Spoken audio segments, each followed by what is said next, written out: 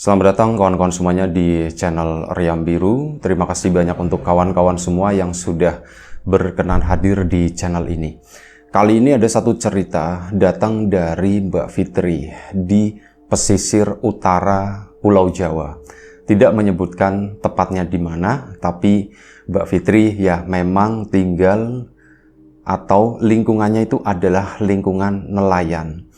Satu cerita yang pernah dialami oleh bapak sama ibunya sebenarnya. Mbak Fitri sewaktu kejadian ini belum lahir. Nah, kejadiannya sendiri itu sekitar tahun 90-an akhir atau ya sekitar tahun 2000-an awal. Jadi bapak sama ibunya itu menikah sekitar tahun 97. Nah, sepanjang perjalanan beberapa tahun ke depan setelah menikah, bapak sama ibunya itu enggak dikaruniai seorang anak, belum dikaruniai seorang anak. Jadi Mbak Fitri itu belum lahir gitu ya, selama kurang lebih sekitar 3 tahun. Nah, tentu saja sebagai seorang pasangan gitu ya, pasti ada rasa cemas, ada rasa gimana, apalagi tinggal di lingkungan yang lumayan aktif vokalnya gitu ya. Jadi terutama ibunya Mbak Fitri misal ya bergaul sama ibu-ibu yang lain gitu, itu suka disinggung masalah itu. Fitri itu anaknya gitu ya. Misal namanya anggap aja Mbak Dian gitu ya. Yan, kamu kapan gitu kan? Kok lama banget ini, udah berapa tahun gitu loh, kok nggak isi-isi? Ya Mbak Dian jawab cuman, ya namanya juga belum dikasih rezeki, katanya seperti itu. Waktu pun berjalan, kehidupan itu makin lumayan cukup berat, dan waktu itu Mbak Dian sendiri, Mbak Dian ibunya Mbak Fitri ya. Mbak Dian itu tinggal memang asli orang pesisir sana, dan suaminya juga nggak jauh dari situ. Mereka tuh kayak masih satu kampung. Suaminya kan ikut, bapaknya Mbak Fitri itu kan ikut sama ibunya. Jadi tinggal sama mertua di situ. Mulai mertua juga sering mempertanyakan hal tersebut. Kenapa belum gitu ya, kenapa lama seperti itu, dan lumayan cukup mengganggu. Akhirnya bapaknya Mbak Fitri, atau nggak aja namanya Mas Aryo gitu, Pak Aryo, Mas Aryo lah. Nah, Mas Aryo ini akhirnya karena nggak tahan dengan hal tersebut, omongan terutama ya, akhirnya memutuskan ngobrol sama Mbak Dian, sama ibunya Mbak Fitri. Dek, kita kalau misal pindah aja keluar dari rumah ini bagaimana? Lah Mas, mau keluar kemana? Ya, Mas juga nggak tahu, tapi nggak laulah, nanti dicari lah, kita ngontrak atau gimana, kata si suaminya. Mas, mau ngontrak itu kan mahal gitu, sementara kita yang namanya tabungan itu juga nggak ada, kata ibunya Mbak Fitri tadi. Ya, mau gimana lagi, soalnya tuh Mas tuh udah nggak tahan banget seperti ini. Sampai suatu saat,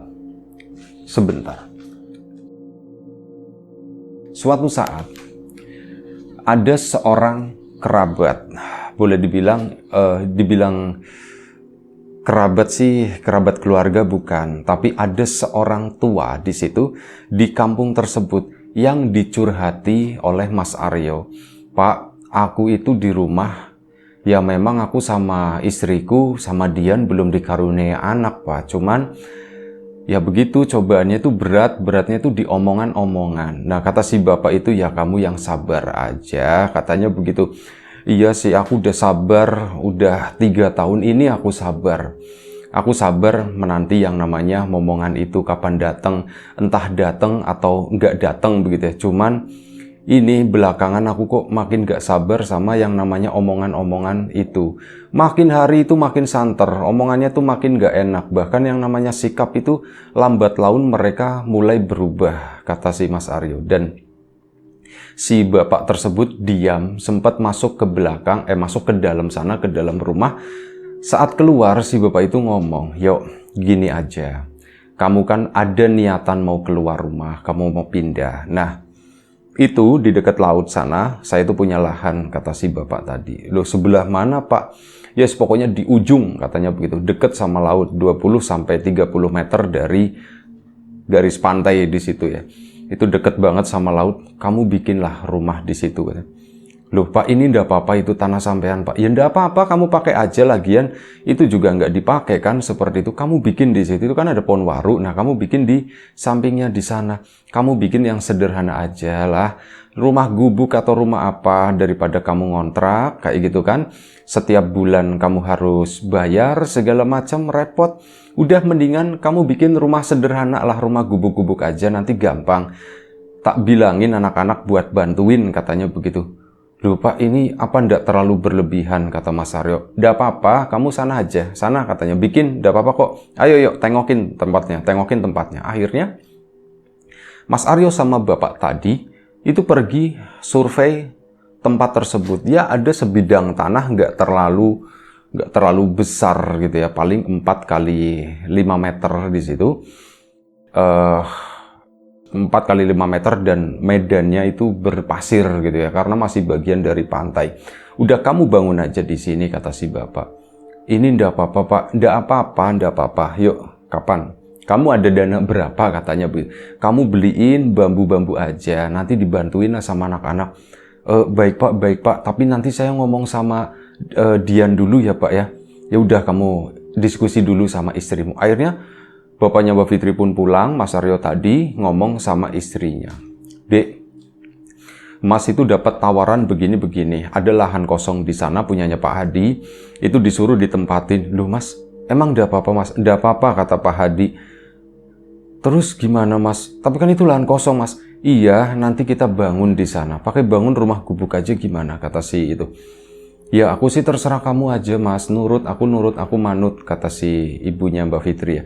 Ya sudah, istrinya nurut, setuju, akhirnya balik lagi ke Pak Hadi. Singkat cerita, sehari kemudian anak buahnya Pak Hadi ini turun gitu ya, turun ke sana sama Mas Aryo, bangun rumah gubuk tadi. Nah itu pun dapat cibiran dari mertua. Yo ngapain ke sana gitu ya, bikin rumah gubuk seperti itu, enakan di sini rumah tembok gitu kan. Iya Pak, cuman ya saya pengen mandiri, kata si Mas Aryo. Jawabnya tetap baik-baik gitu ya, saya pengen mandiri, ya siapa tahu nanti apa, katanya begitu. Ya siapa tahu nanti rezekinya beda. Mas Aryo itu jawab asal aja, siapa tahu nanti rezekinya beda, terus nanti siapa tahu nanti di situ saya sama Dian dikasih momongan gitu. Alah kamu itu macem-macem aja, apa bedanya sama di sini gitu. Airnya sama-sama aja, air asin, kata si itu ya. Udah, Mas Aryo pun gak menjawab, lanjut ke sana, bangun rumah tersebut. Dalam kurun waktu yang lumayan cukup singkat, dan itu pun bener-bener dibantuin sama Pak Hadi gitu ya. Rumah itu pun berdiri, rumah gubuk tersebut. Rumah kecil, ya memang benar-benar dari anyaman bambu seperti ya. Gak ada kamar, itu cuman benar-benar masuk, itu ya sudah gitu ya. Benar-benar satu kotakan kayak gitu. Rumahnya tuh dibikin panggung agak sedikit naik ke atas. Akhirnya singkat cerita, ditempatinlah sama si Mas Aryo. Bingung kan, ini rumah baru. Kan biasanya kalau rumah baru itu ada selamatannya atau gimana, tapi Mas Aryo itu memang udah nggak punya uang gitu, udah nggak punya tabungan. Dibantuin sama Pak Hadi, undang orang-orang yang bantuin itu, udah ada yang selamatan, terbatas aja, kata si Pak Hadi. Nggak apa-apa. Iya Pak. Akhirnya diadakan selamatan, ya mungkin sekitar 7 atau 8 orang di sana, dan singkat cerita selesai semuanya gitu ya. Mas Aryo pun terima kasih Pak, terima kasih ya Pak ya, ini mohon saya itu jangan diusir dari sini Pak. Kalau saya belum punya uang, kata si Mas Aryo. Enggak, tenang aja, kata Pak Hadi. Udah tempatin aja di sini, tempatin. Akhirnya pasangan tersebut, Mas Aryo dan Mbak Dian itu menempati rumah gubuk tersebut. Dapatlah singkat cerita gitu ya. Dapatlah sekitar sebulan, 2 bulan menempati rumah itu, mulai terbiasa. Ya para tetangga pun kalau siang udah mulai pada mampir ke sana, ngobrol-ngobrol, nemenin Mbak Dian, Mas Aryo-nya berangkat melaut dan sebagainya, aktivitas sebagai seorang nelayan. Sampai suatu malam, Mas Aryo itu mendapati istrinya. Jadi Mas Aryo bangun, itu nyari istrinya. Loh, Dian kemana gitu kan? Gak ada di tempat tidur di situ. Duh, ini orang kemana gitu kan? Gak bilang. Dicek ke area belakang sana, tempat kamar mandi dan sebagainya. Gak ada, dicek ke, ya nggak ada ruangan di situ ya, cuman ruangan tengah sama ruangan itu kamar mandi sama sebelahan dengan dapur, itu ndak ada. Akhirnya apa, Mas Aryo pun keluar buat ngecek kan. Dicek di luar, di depan itu langsung ngadep ke arah laut. Rumahnya tuh ngadep ke laut, bener-bener ngadep ke laut, yang ada cuman gelap di situ. Gak ada apapun, tapi di sana, di ujung, di deket laut, bener-bener di deket laut itu, kayak ada semacam cahaya kecil, entah itu lilin, entah apa gitu. Itu cahaya lilin itu apa? Apa Dian ke sana? Ngapain juga dia ke situ? Penasaran kan Mas Aryo, agak sedikit khawatir juga. Akhirnya disamperin lah si cahaya titik tersebut, titik cahaya itu dideketin, dan baru melangkah beberapa langkah itu udah kelihatan papasan sama Mbak Dian. Mas Aryo kan, "Dek, kamu dari mana malam-malam begini?" "Ini Mas, aku nyari angin," katanya. "Lah, kamu nyari angin? Emang rumah kita kurang angin? Angin apa?" kata si Mas Aryo. "Ya, aku ndak tahu Mas, aku lagi suntuk aja," kata si Mbak Dian. Dan akhirnya apa? Mbak Dian pun balik lagi. Cuman di situ Mas Aryo itu ada rasa curiga. Karena apa? Lampu atau cahaya kecil yang dilihat tadi masih berada di sana. Itu pasti ada orang gitu. Apa mungkin Dian itu jangan-jangan janjian sama seseorang gitu ya, tapi alah sudahlah gitu, aku nggak mau berpikiran terlalu buruk dulu, tapi curiga itu ada. Akhirnya pulanglah ke sana. Mas Aryo pun sikapnya itu agak sedikit males sebenarnya, mulai agak bete begitu ya, tapi Mbak Dian pun langsung tidur, bek gitu. "Mas, ini tidur," kata situ. Ya, si Mas Aryo-nya pun akhirnya lanjut tidur. Nah, malam itu pertama kali. Malam selanjutnya keulang. Mbak Dian itu pergi, dan biasanya itu antara jam 12 sampai jam 1 pagi. Itu keluar lagi, loh. Dian kok ndak ada lagi gitu kan, langsung lompat gitu. Langsung panas si Mas Aryo. Jangan-jangan pasti lagi demenan lagi ini, lagi pacaran lagi di pinggir laut nih, pasti janjian sama seseorang nih. Keluar keluar rumah di sana, ngelihat ada titik api lagi di depan sana. Nah, itu kan beneran. Mas Aryo pun ke situ, ngedeket ke arah sana, papasan lagi sama Mbak Dian. "Dek, kamu dari mana?" ditanya begitu kan sama Mas Aryo. "Aku habis cari angin Mas." "Itu siapa di depan, siapa?" "Itu bukan siapa-siapa Mas." Nah, si Mas Aryo-nya nyusul ke sana karena udah cemburu gitu, udah panas, mendekat ke arah api tadi. Dan begitu dideketin ke sana, itu memang ada lampu minyak, lampu yang terbuat dari, sederhana banget, ini batok kelapa, di dalamnya itu ada minyak sayur. Nah, ini sumbunya itu diakal-akalin sedemikian rupa lah, intinya tuh bisa nyala jadi lampu. Di situ Mas Aryo kan curiga, dilihat ada jejak-jejak orang pergi atau enggak. Memang enggak ada, cuman ada langkahnya Mbak Dian sama langkah pulang perginya. Pergi kabur kemana itu enggak ada, jadi enggak ada siapa-siapa, sama jejak di pasir, karena di pasir kan itu jejaknya Mas Aryo. Iya, ndak ada ya. Wah, kemana itu orang, pikirnya si Mas Aryo. Aduh, udahlah, balik lagi. Akhirnya si Mas Aryo itu dibiarkan menyala begitu aja. Deketin si Mbak Dian. "Mas, kamu kenapa Mas?" Mas itu curiga gitu. "Kamu sama siapa di sana di pinggir laut?" kata si itu kan, kata si Mas Aryo. "Aku nggak sama siapa-siapa Mas," itu kata si Mbak Diannya. "Terus ngapain kamu di sana? Apa kamu nggak takut?" "Ya, aku kan bilang aku mau nyari angin Mas," kata si Mbak Dian. "Ya wis lah, ya udah, tapi kamu beneran kan? Kamu nggak main belakang kan?" kata si Mas Aryo. "Mas, enggak Mas, sumpah Mas, ngapain juga aku main-main seperti itu, aku nggak kepikiran sama sekali Mas." Ya sudah, akhirnya Mas Aryo pun agak sedikit tenang dan memang tidak menemukan bukti apapun. Pulanglah ke rumah tapi agak sedikit bete, ngomong, "Kamu besok jangan seperti itu lagi," katanya. "Kalau mau keluar malam, bangunin," kata si Mas Aryo-nya. Iya Mas, Mbak Dian kayak gitu." Dan keesokan harinya, malam hari selanjutnya, Mbak Dian itu nggak kemana-mana. Mas Aryo bangun gitu kan, istrinya masih tidur. Akhirnya Mas Aryo pun tidur. 2 hari Mbak Dian itu nggak keluar rumah. aman gitu ya. Mas Aryo itu udah, oh ya wis, istriku berarti nurut apa yang aku omongin. Sudah mulai disayang lagi, mulai dilembut-lembutin lagi. Dan akhirnya 2 hari setelah nggak kemana-mana, hari ketiganya Mas Aryo bangun, Mbak Dian mengulangi kejadian sebelumnya. Tuh kan nggak ada lagi. Langsung bangun lagi ke sana. Cuman kali ini Mas Aryo tuh sengaja agak tenang. Aku ndak boleh buru-buru, aku ndak boleh marah. Aku harus ngelihat dulu apa sih yang dilakukan oleh istriku. Aku mau ngintip dulu. Pelan-pelan ke sana, jalannya pun muter gitu ya. Diperhatikan bener, istrinya itu lagi duduk sama seseorang. Cuman pas diperhatikan dari lampu itu ya, nyala api masih dari batok kelapa.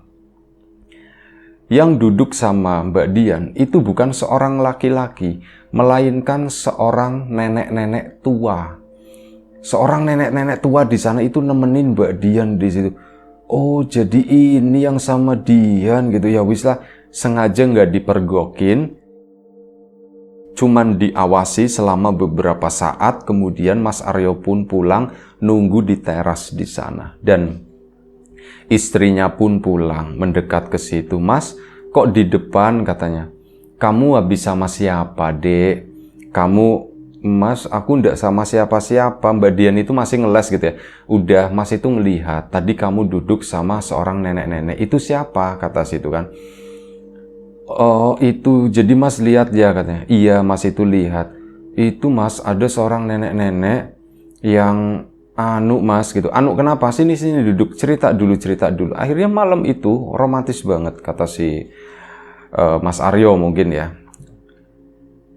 Duduk mereka berdua di teras tersebut menghadap ke arah laut. Cuman berdua, lampunya pun lampu remang-remang. Nah, di sana Mas Aryo itu nanya, kamu duduk sama nenek itu siapa? Kamu cerita, katanya begitu kan. Akhirnya Mbak Dian pun cerita. Jadi gini Mas, aku ndak kenal sama nenek tersebut, tapi beberapa waktu yang lalu dia itu ngetok-ngetok pintu, kata si Mbak Dian. Ya udah, aku tak buka kan. Begitu tak buka, itu seorang nenek. Dia itu nanyain, Dok, kamu ngelihat anak saya, katanya. Anak saya, anak Mbak, anak-anaknya Simba. Simba itu siapa? Anaknya namanya Lani, katanya. Loh, saya ndak ngelihat, Mbah. Dia udah lama ndak pulang, kata si mbahnya. Saya itu udah nyariin. Ya dia tuh cerita, Mas, cerita sedih banget. Sampai akhirnya ya udah tak temenin, Mas, tak temenin ke sana. Si nenek itu pun, yuk kita duduk di sana, yuk kita tungguin Lani, kata si Mbah. Ya udah, aku nemenin ke situ dan nenek itu bersahabat, Mas. Enak diajak ngobrol gitu ya. Aku pun cerita, iya Mbah, aku juga ya kehidupanku lagi dicoba seperti ini sama suamiku. Aku sama suamiku belum dikaruniai anak, kata si Mbak ini. Kata Mbak Dian cerita ke orang tua tersebut. Kami belum dikaruniai anak dan kami itu ya kayak gitu selalu dapat omongan dari tetangga, bahkan dari keluarga kami sendiri, sampai suamiku itu nekat bikin rumah gubuk di situ, katanya begitu. Ndak, kok itu rumahnya bagus, kata si nenek ya. Dan akhirnya apa?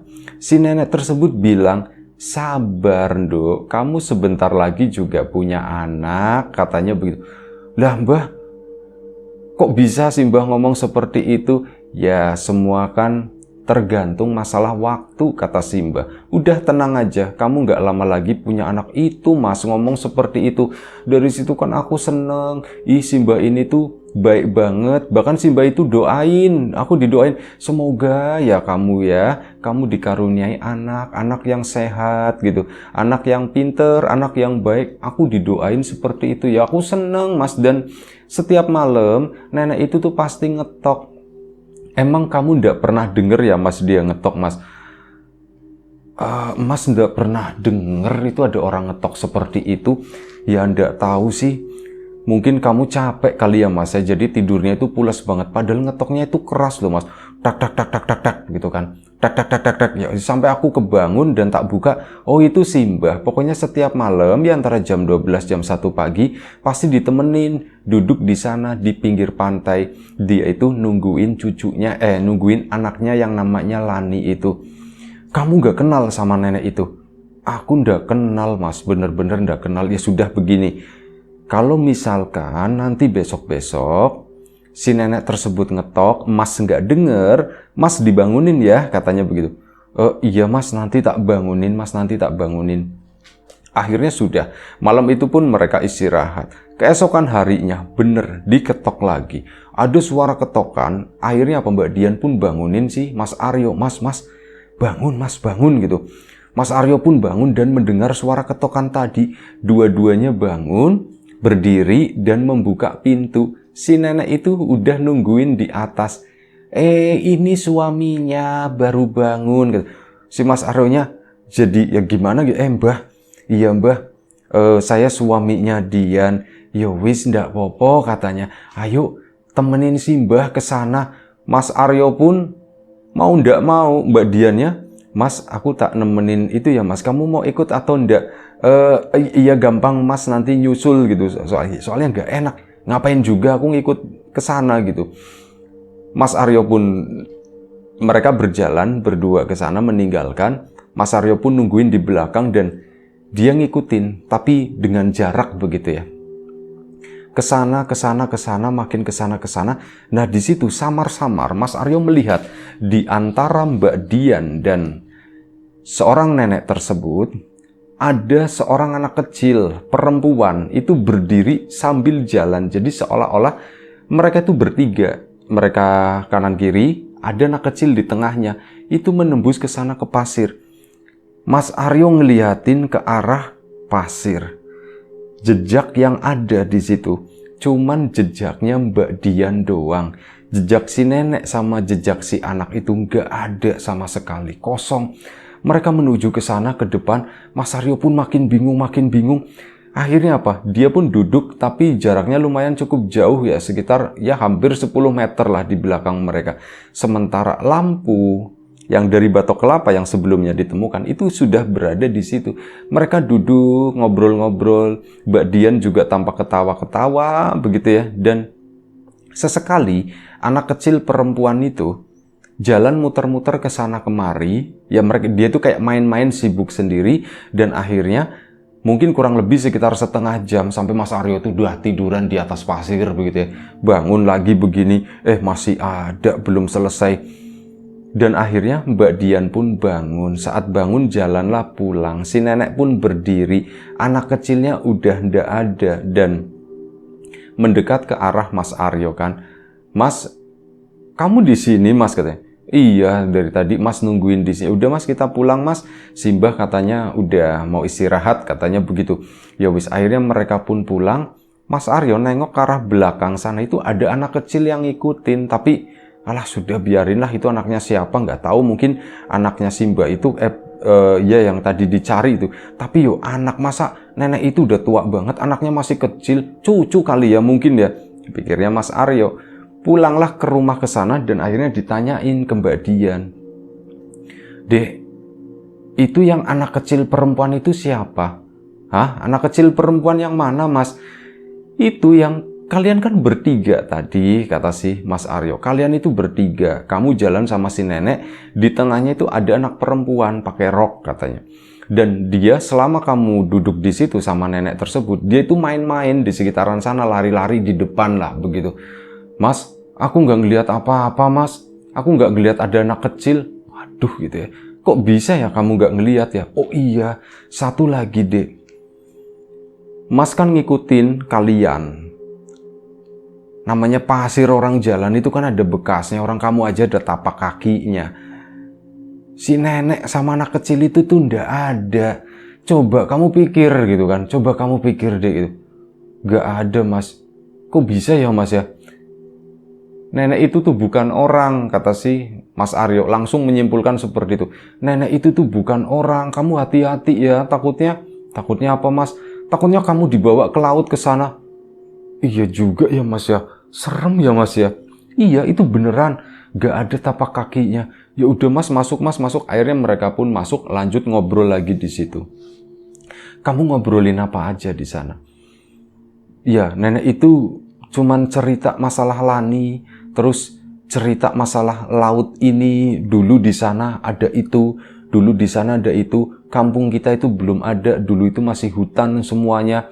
Katanya seperti itu, Mas. Waduh, gitu kan. Dek, hati-hati ya, katanya. Kalau misal dia ngetuk, nggak usah dibuka lagi. Iya, Mas, iya, Mas. Ya, si Mbak Diannya nurut aja, dan akhirnya malam itu mereka pun istirahat. Keesokan harinya si Mas Aryo biasalah bekerja sebagai nelayan, gak harus melaut ke sana ya, tapi bantu-bantu ikan yang udah ditangkap dan sebagainya. Malam harinya lagi, kejadian lagi, diketoklah pintu sama nenek tersebut, dan Mbak Dian kali ini ndak membuka, bangun sama Mas Aryo di dalam, tapi nggak dibuka, dan nenek itu pun berhenti ngetok. Setelah berhenti ngetok beberapa saat, Mbak Dian itu buka pintu sama Mas Aryo, dan terlihat di kejauhan sana si nenek itu duduk sendirian di situ. Mas, apa kamu ndak kasihan, Mas, sama nenek itu? Mas, itu kasihan, bener, sebenarnya sedih gitu ya. Cuman dia itu bukan orang, Dek, kata si Mas Aryo. Coba meyakinkan istrinya. Iya, Mas, tapi dia itu baik, Mas. Aduh, gimana ya? Udahlah, kamu ndak usah cari masalah gitu. Mas, kamu temenin aja yuk ke sana, kamu temenin. Mas Aryo pun ya antara nggak tega, tapi di satu sisi yakin ini tuh bukan orang. Ya wis lah, kata si Mas Aryo, daripada istrinya kenapa-kenapa gitu kan. Mas Aryo juga penasaran. Akhirnya malam itu mereka keluar berdua ke situ, mendatangi nenek tersebut yang duduk di situ sendirian lagi termangu melihat ke arah laut. Disapa sama Mbah Dian, "Mbah, lah kamu datang juga, tadi tak ketokin lama, tapi nggak ada jawaban." Mbak Dian pun minta maaf. "Iya Mbah, maaf ya Mbah ya. Tadi kami sebenarnya sudah bangun, tapi kami takut Mbah," katanya. "Loh, takut kenapa?" kata si mbahnya. Si Mas Aryonya yang jawab, "Nuwun sewu Mbah, si Mbah itu orang atau bukan?" Si nenek itu pun cuman senyum gitu ya. "Mau orang mau bukan ndak penting," kata si mbahnya, "yang penting si Mbah datang ke sini bangunin istri kamu itu bukan untuk niat jahat, bukan untuk bawa istrimu ke laut ke sana, bukan," katanya. "Cuman buat nemenin si Mbah di sini menghirup aroma kelapa yang terbakar ini," kata si Mbah. Melihat itu batok kelapa di sana ya. Mas Aryo pun, "Oh, jadi begitu." Ya Mas Aryo juga bingung mau ngomong gimana lagi, toh yang dilihat itu bukan ya dipikirnya Mas Aryo itu kan setan gitu. Ini tuh bukan kayak orang, bahkan apa, "Mbah, nuwun sewu ya Mbah ya." Ditul-tul-tul begini sama Mas Aryo. "Kena," katanya. "Tul, duh, kenapa?" ditanya sama si Mbah gitu kan. "Kena ya Mbak ya," gitu. "Ya iya," kata si Mbak. "Wis, itu ndak penting, sini kalian berdua duduk sini." Dian duduk di sini, Aryo duduk di sini, dan akhirnya apa? "Tangan kalian mana?" Akhirnya Mas Aryo ngejulurin tangan kanan, si Mbak Dian ngejulurin tangan kiri. Ditempelin begini, ditumpuk gitu ya. Setelah ditumpuk, dipegang sama si nenek kan. Si nenek itu ngambil batok kelapa yang ada di depannya, yang ada bara nyala itu. Dibakar. Ini tangan mereka, tangan Mbak Dian itu yang di bawah, tangannya Mas Aryo yang di atas. Itu tangannya Mbak Dian itu dibakar di bawah, tapi apa? Mbak Dian itu nggak merasa panas. Mas Aryo kan, "Mbah, itu apa ndak panas Mbah?" "Dek, panas ndak, panas ndak?" "Enggak Mas, aku nggak ngerasain panas Mas." Ndak panas," kata si nenek. "Ndak apa-apa, udah nggak usah mikir yang aneh-aneh," kata si nenek. Itu bener-bener dibakar sampai ada keluar asapnya semacam itu. Tapi Mbak Dian sendiri nggak merasakan panas apapun. Nah, setelah itu batok kelapa pun ditaruh lagi di sana. Ini sebelum dilepas, tangan tersebut itu sempat digosok-gosok sama si nenek. Tangan nenek satunya di atas ngegosok punggung tangannya Mas Aryo, yang bawah itu telapak tangannya Mbak Dian. Jadi dipegang begini, Mas Aryo pun ngerasa hangat gitu ya. Hangat, nyaman, risih juga, bertanya-tanya ini maksudnya apa. Tapi ya sudah, Mas Aryo membiarkan hal tersebut sampai selesai, dan akhirnya tangan mereka berdua pun dilepas. Si nenek itu nggak ngomong banyak, cuman senyum gitu ke Mbak Dian sama Mas Aryo. Mbak Dian, Mbah itu tadi kenapa ya Mbah ya? Nggak apa-apa, kata si mbahnya. Nggak apa-apa. Cuman si Mbah itu senyum ngeliatin ke arah laut. Lama, ada mungkin sekitar 10 menit, nggak ngomong, nggak apapun, sampai akhirnya Mas Aryo pun memberanikan diri untuk membuka omongan. Mbah, kami permisi dulu boleh Mbah, kata si Mbah. Iya silakan. Nggak nengok kanan kiri tuh nggak, tetap ngeliatin ke arah laut gitu ya. Iya silakan, kata si Mbah sambil terus senyum. Dan akhirnya Mas Aryo pun bangun. Dek, ayo dek kita pulang. Mbah, kami permisi dulu ya Mbah ya. Matur nuwun Mbah. Iya, kata si Mbahnya. Matur nuwun juga, terima kasih ya. Tapi si Mbah itu benar-benar nggak nengok, tetap ngeliat ke arah laut sana. Mas Aryo sama si Mbak Dian pun jalan ke sana, digandeng si Mbak Diannya, ditanyain, Dek, kamu udah panas dek tangannya tadi? Enggak mas, aku nggak ngerasain apa-apa. Pas dibalik begini ya, di sininya gosong, warna hitam, tapi nggak ada luka sedikit pun. Mereka pun menuju ke arah gubuk sana, duduk di teras, melihat nenek tersebut masih duduk di sana. Dek, apa maksudnya ya, kata si Mas Aryo. Aku nggak tahu mas, aku nggak tahu.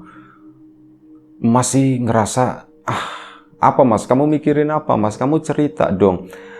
Nggak tahu mas, nggak tahu gitu ya, mas nggak tahu. Padahal di situ Mas Aryo itu berpikir, apa jangan-jangan Dian setelah ini nanti akan hamil atau gimana gitu. Kepikirannya tuh seperti itu. Dan tapi hal itu nggak diomongin, nggak diungkapkan ke Mbak Dian. Dan akhirnya mereka pun masuk gitu ya. Si nenek masih berada di sana. Ayo dek kita masuk. Ya layaknya suami istri, mereka pun akhirnya seperti itu. Selesailah mereka pun istirahat. Keesokan harinya, malam harinya, mulai malam itu yang namanya suara ketukan itu udah ndak ada. Mbak Dian itu sampai bangun, Mas Aryo juga bangun sama-sama. Loh dek, kamu nggak tidur? Aku nungguin suara ketukan dari si Mbah mas, tapi kok si Mbah ndak ada ya mas, nggak ngetuk-ngetuk gitu ya. Mungkin si Mbah udah pergi kali dek gitu kan. Ya, tapi kok pergi nggak pamitan gitu ya mas, aku kok jadi sedih. Malam itu Mbak Dian itu nangis terseduh-seduh. Loh dek, kamu kenapa nangis? Nggak tahu mas, aku kok rasanya sedih ya. Kok aku rasanya nenek itu nggak bakalan balik lagi ke sini mas. Aku tuh nggak tahu, aku seneng nyaman sama si Mbah. Itu nangis dan akhirnya apa, Mas Aryo pun, ya udah yuk kita tengok ke depan, kita tengok ke depan. Mereka pun keluar rumah ke sana. Natap di pantai itu udah nggak ada cahaya tersebut, dan si nenek itu pun menghilang, bener-bener nggak ada. Tuh kan mas, Simbah kemana ya mas, Simbah kemana ya mas. Itu nangis malam-malam di depan rumah di situ. Dia, masuk yuk, jangan di sini, jangan di sini. Iya mas, cuman nggak tahu kok Simbah nggak pamitan ya atau apa gitu, kok nggak bilang. Tahu begitu kemarin aku temenin lebih lama mas, nggak tahu aku tiba-tiba sedih, kata si Mbak Dian. Akhirnya dibawa masuk lagi Mbak Dian ke sana. Sudah yang namanya sedih itu mulai menyelimuti Mbak Dian. Bahkan saat siang hari pun Mbak Dian saat masak misal begitu ya, tampak nangis gitu ya. Tampak ya kayak orang habis nangis, begitulah, agak-agak pilek kayak gitu. Si Mas Aryonya pun cuman bisa nenangin, udah deh ndak usah terlalu dipikirkan, kamu yang sabar ya, kamu yang sabar.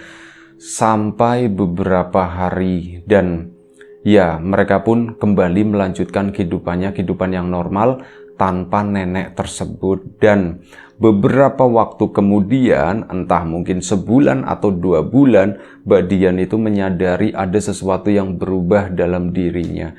Dia nggak datang bulan gitu kan, dan akhirnya ngomong, mas aku telat, katanya begitu. Dan alhamdulillahnya Mbak Dian itu